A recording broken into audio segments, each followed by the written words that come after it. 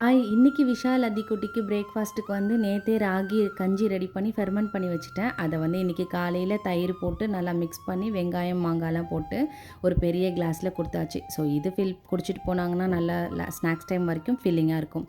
மதியம் லஞ்சுக்கு பொடலங்காய் கூட்டு தான் வந்து ரெடி பண்ணியிருந்தேன். கடலைப்பருப்பு கூட வெங்காயம், தக்காளி, பச்சை மிளகாய் எல்லாமே ஆட் பண்ணிவிட்டு, ஃபஸ்ட்டு இந்த பருப்பை வந்து குக்கரில் ஆட் பண்ணிவிட்டு, அதுக்கும் மேலே வந்து கட் பண்ணி வச்சுருக்க பொடலங்காய் ஆட் பண்ணி பண்ணுவேன். இதை மிக்ஸ் பண்ணி வச்சுட்டு விசில் வச்சு எடுத்தோன்னா, எனக்கு என்னவோ கடலைப்பருப்பு வேகாத மாதிரி ஒரு ஃபீல் இருக்கும் எப்போவுமே.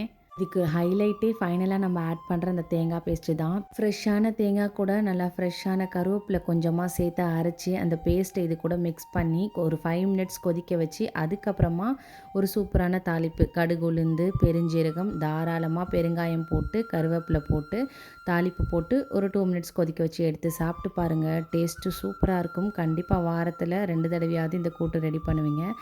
நம்ம சேனல் சாய் ஹோம் விலாக ஃபஸ்ட் டைம் பார்க்குறீங்கன்னா மறக்காமல் இந்த வீடியோக்கு ஒரு சின்ன லைக் கொடுத்துட்டு நம்ம சேனலை சப்ஸ்கிரைப் பண்ணிக்கோங்க. நாளைக்கு ஒரு சூப்பரான ஷார்ட்ஸில் பார்க்கலாம். பாய். தேங்க்ஸ் ஃபார் வாட்சிங்.